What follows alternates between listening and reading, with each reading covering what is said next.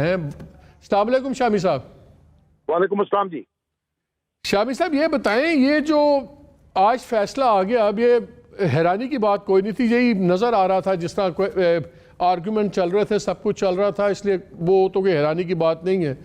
لیکن کیا آپ کے خیال میں لیول پلینگ فیلڈ تیار ہو رہی ہے کہ میاں صاحب بھی آ جائیں؟ اب سے میاں صاحب بھی باہر رہ گئے، باقی تو سب کے راستے ہموار ہو گئے ہیں کہ وہ واپس آئیں تو پھر شاید ہم ایک ارلی الیکشنز کی طرف کوئی اپریل مئی کی کوئی بات ہو۔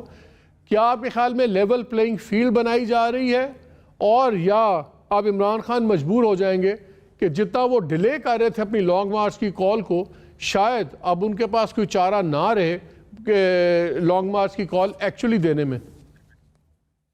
دیکھیں مالک صاحب، شکریہ۔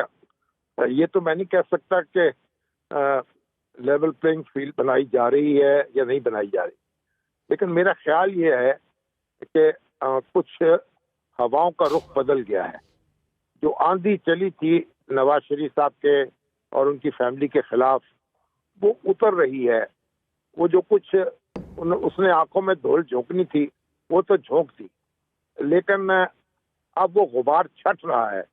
اور یہ جو آج فیصلہ آیا ہے، اگر آپ عدالت کی کارروائی کو بغور دیکھ رہے ہوں یا سن رہے ہوں، تو گزشتہ کئی دنوں سے یہ اندازہ ہو رہا تھا کہ یہ فیصلہ جو ہے کسی نوعیت کا آئے گا، کیونکہ جو بنیادی سوالات تھے ان کا نیب کے پاس کوئی جواب نہیں تھا۔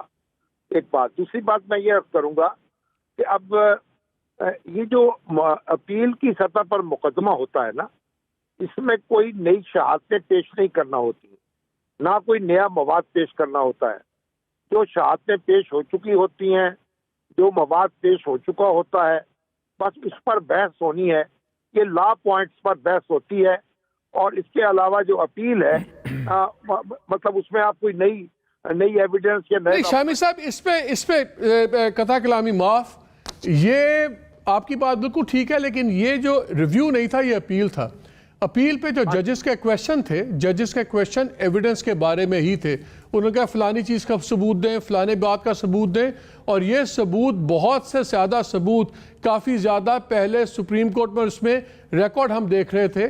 جواب نہیں دیا اس دفعہ نیب والوں نے، اس لیے سوال اٹھ رہے ہیں کہ کیس لڑنے میں ان کی وہ ایگرنس نظر نہیں آ رہی تھی، اور شاید اس لیے کہ نیب کا، جیسے آپ نے کہا، ہوائیں بدل گئیں، نیب کا قانون بدل گیا، سب سے امپورٹنٹ نیب والوں کا اپنا باس بدل گیا جن کا اپنا گہرا تعلق تھا۔ سو آئی تھنک وہ اس میں چھوڑ دیں، یہ لیگل بحث ہے، میں تو پولیٹیکل دیکھنا چاہ رہا ہوں۔ آپ کے خیال میں یہ پولیٹیکلی کیا، ایک تو ظاہر ہے پی ایم ایل این مضبوط ہوگی، ان کو بہت فائدہ ہوگا، کیا عمران خان جو ابھی تک شاید ایک درمیانی راستہ ڈھونڈ رہے تھے، صرف کہتے تھے لانگ مارچ کی کال کا لیکن دے نہیں رہے تھے، کیا اب ان کو دیوار کے ساتھ لگ جائیں گے؟ آپ کے خیال میں ان کو دینی پڑے گی آئدر، اور فیصلہ کرنا پڑے گا؟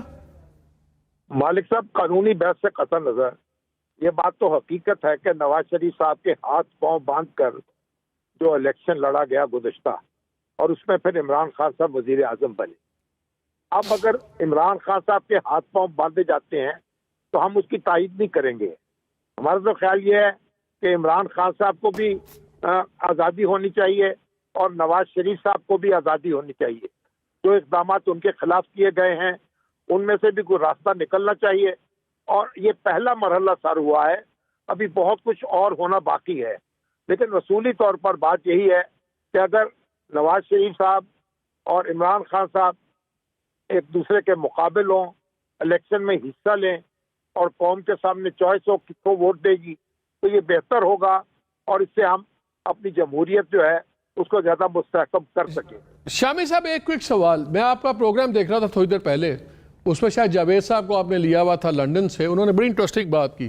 انہوں نے کہا کہ میاں صاحب بہت بڑے، نواز شریف صاحب بہت زیادہ کہتے تھے کہ میرے معاملے میں ڈیوائن انٹرونشن ہوگی، میرے کیسز کے معاملے میں، یعنی کہ قدرتی انٹرونشن، غائبانہ واٹ ایور۔